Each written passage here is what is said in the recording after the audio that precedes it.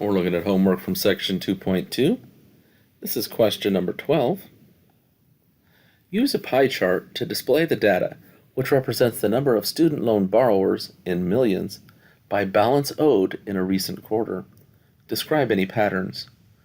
So from $1 to $10,000, there are 16.1 million borrowers.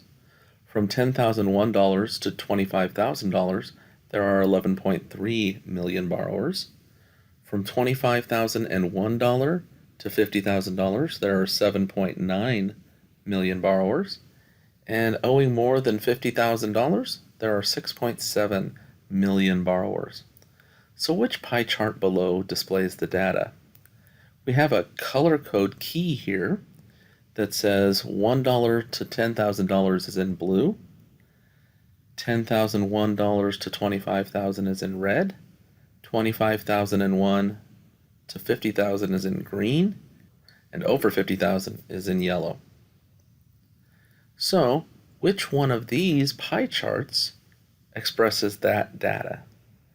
Well, we expect our largest wedge to be the 1 to 10,000 wedge because that had the most number of student loan borrowers. So we look for the largest wedge being blue, which immediately eliminates choice B and D because blue is not the largest wedge in those two graphs. So we're looking at A and C. And in A and C, then we turn to the other values. 10,001 to 25,000 should be in red, which means that the second largest wedge should be the red wedge. And in C, the second largest wedge is the green wedge. So that means that C is now eliminated, and our correct choice is choice A. What best describes the data? Most student loan balances are 25,000 or less. 25,000 or less would be the first two categories, which would be 27.4 million total. The over 25,000 would be 14.6 million.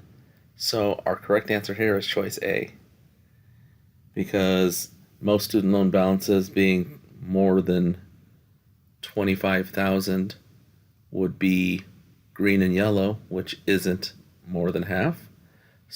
Most student loan balances are 50,001 or more, which is not correct because that is actually the smallest wedge.